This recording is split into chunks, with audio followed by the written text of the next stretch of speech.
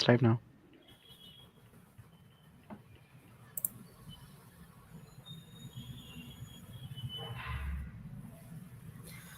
Okay. Good evening and hello everyone. This is Pooja. A warm welcome to all of you for today's session.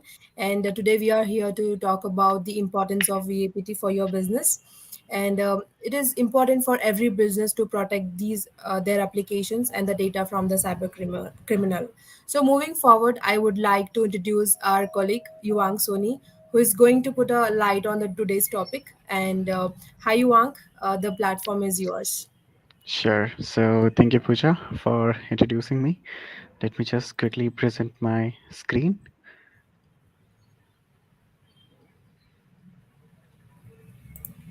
I hope my screen is visible. Let me know once it is. Uh, I think it is, right? Yeah. So, yeah. So, thank you for introducing me. My name is Yuvank Soni. I'm basically an information security consultant with KLEAP Technologies. So, we work on a lot of cybersecurity related things.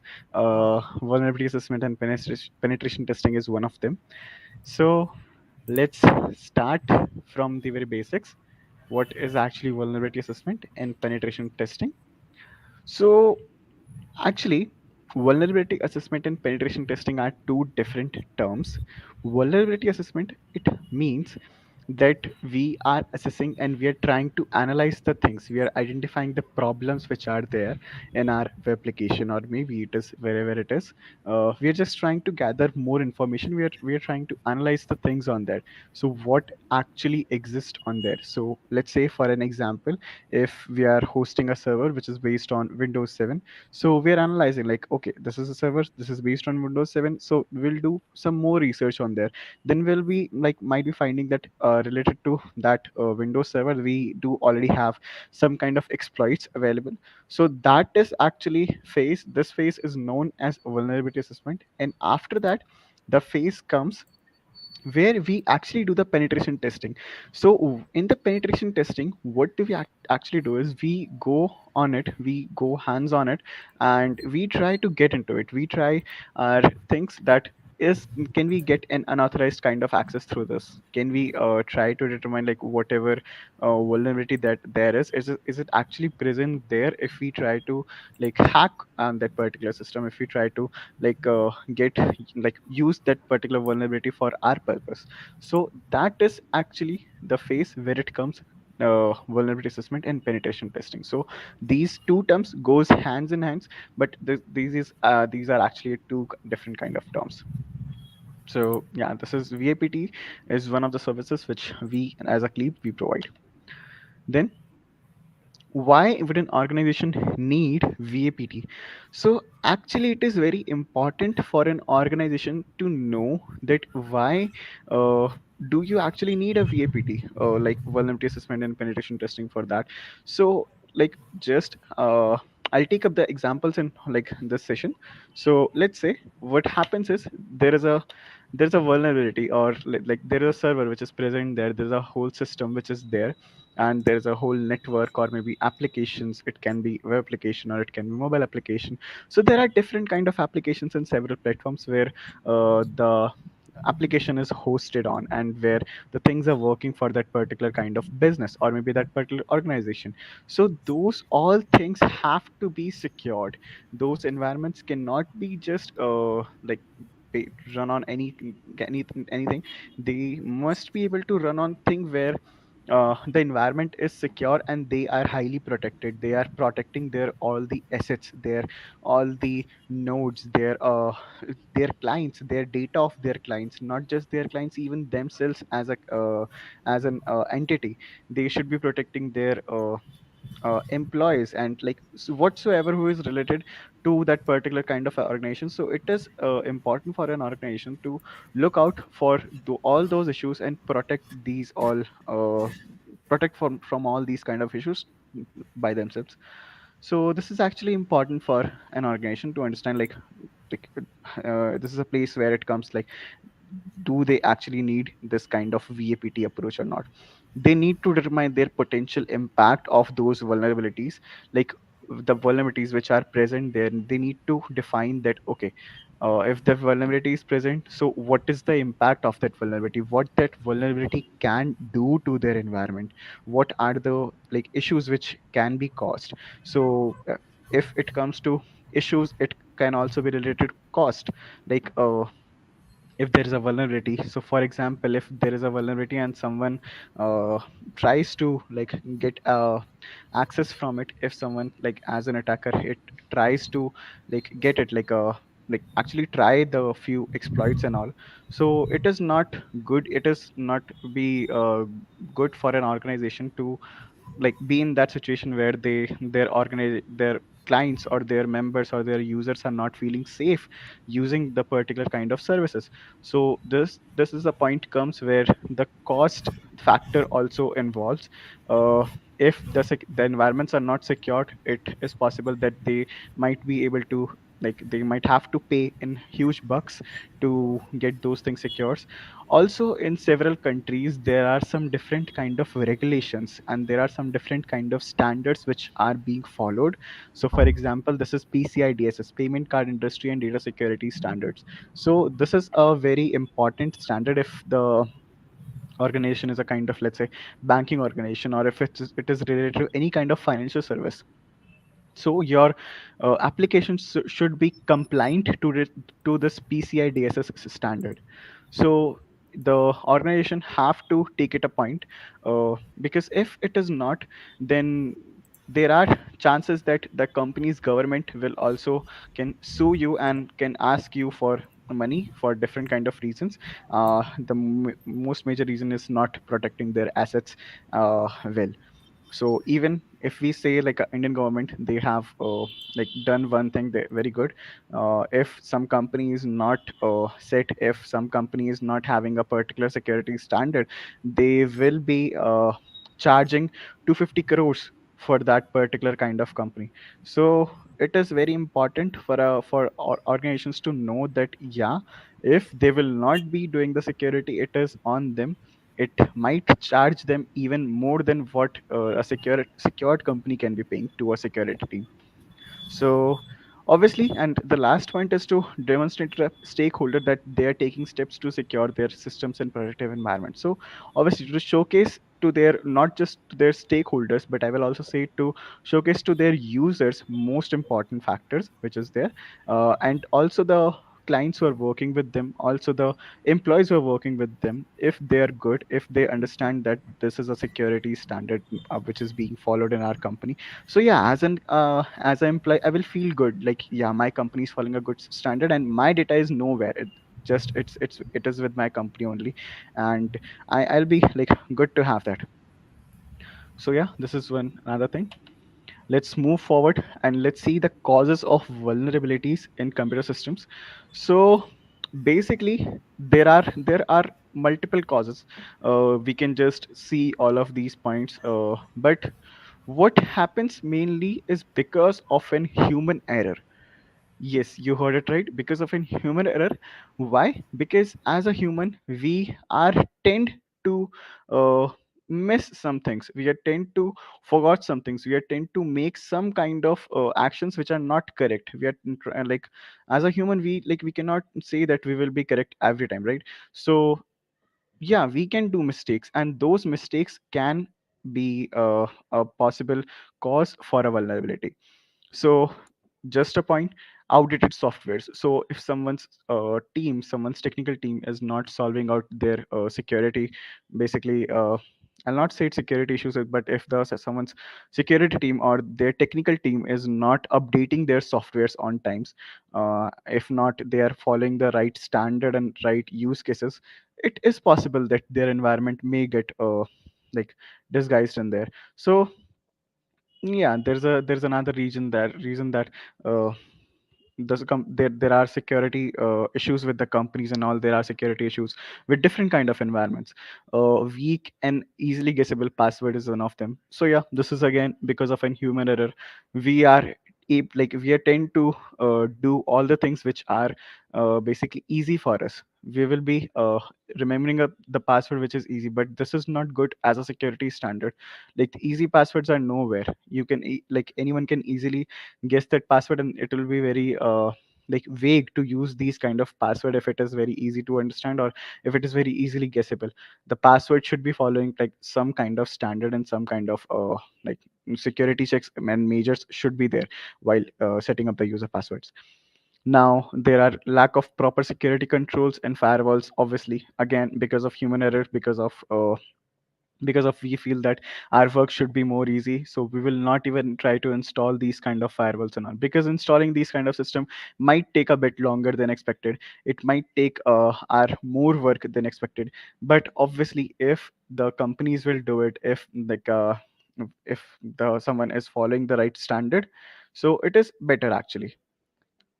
So yeah, let's say some okay. Then we have lack of proper security controls such as firewalls and all. Yeah, obviously I've seen this. Then we have lack of secure coding practices and resulting in software vulnerabilities. So what is actually a secure coding practice? So let's say for an example, not using a parameterized query for any kind of SQL related things, it might be able to cause you a SQL injection. And using a parameterized query can solve your issue for SQL injection. Again, if we come to a different example, if we are like basically sanitizing our inputs, or if we are whitelisting our inputs, so it is very less likely to cause any kind of IDOR attacks, or maybe any kind of XSS related attacks.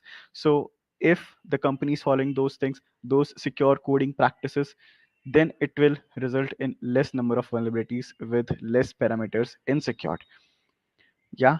Then we have misconfigured system. There are times when we have seen in our daily life, in our daily scans, that many ports are just open, and they are not even useful for any kind of service, any kind of organization. For they're just open for no reason.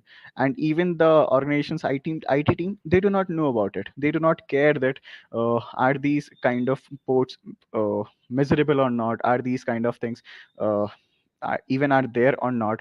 So this has to be done, this has to be perfectly set it up, this has to be there. Like the systems, the security team, the IT team, they should be properly configured their systems and their application to the best security practices. And this will obviously may cause them a less vulnerabilities in future.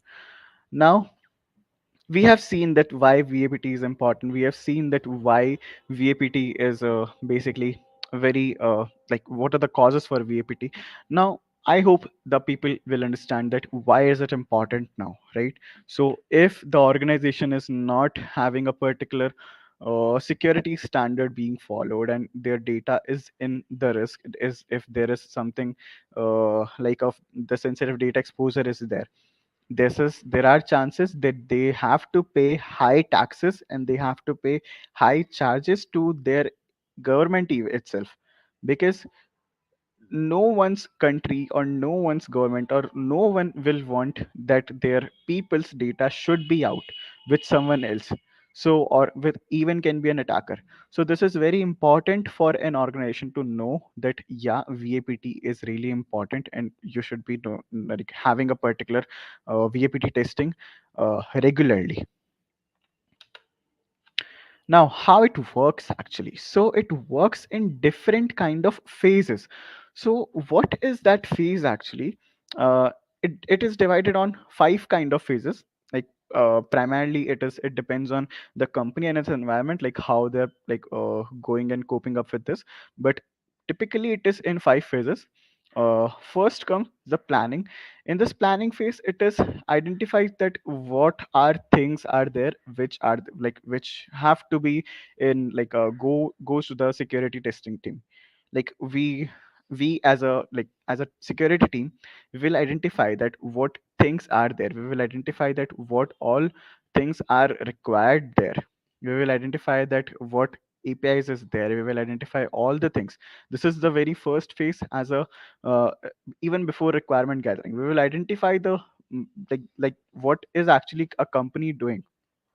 So this is all the where plannings come, like the planning thing comes into play, where we will see like, okay, this is the thing we will be testing. Now we will like make it like further. Now we will take it further and we'll see, okay, let's talk about then what things it is like having. So what we will do is, for example, let's take an IP address. So planning phase comes where we will see that, okay, this is a an IP address and we have to scan this network and we have to go through it. Now there's another stage which comes is discovery. We will scan the target and we will find out all the things and all the ports which are open there. Now it comes to the vulnerability assessment. We will research on that particular port, whichever is open, and we will research on that particular kind of service which is open. Is that service vulnerable? Can we do something out of it? Can we find something out of it? So we will do that first. Here comes the vulnerability assessment. Then we have the penetration testing. If we found something out of it, if we found that this port is not correct, this port should not be open, then we will be basically doing the testing, like on an on a kind of a hands-on approach. Like we will say, we will check out what we have find out in like by itself, by doing it practically, that is this vulnerability actually working on. Okay, if it works, then we will make a proper report with a mitigation on that, mentions that yeah, this is kind of a vulnerability which we have found, which our team have found, and this is how you can be able to mitigate this kind of vulnerability. So this is how VAPT overall works for any kind of environment. It can be mobile, it can be app, it can be iOS, it can be network, it can be let's say web application or anything. It can be even thick client. So it depends on what we are working, but this is how a general VAPT works. Then we have different kind of VAPT tools. So we have number of vulnerability scanner, automated scanners and all. We have different kind of testing frameworks like Metasploit or Linux is a like whole toolkit, let's say, for testing the penetration, like for the security purpose. Then we have different kind of web application security scanners. We have different kind of service, like so like things which are available for paid and free use. Most of the free use things might work, might not work, but it depends on how we are doing it. Also there are some different kind of tools which are available for free to use, and it is also like, just if I give an example, so burpsuit is another tool. It is kind of a vulnerability scanner tool. We can use the burpsuit community edition, but also as in professional we do use we do use burpsuit professional. So there are different purposes for using different kind of tools, but there are a lot of vulnerability assessment tools which are there.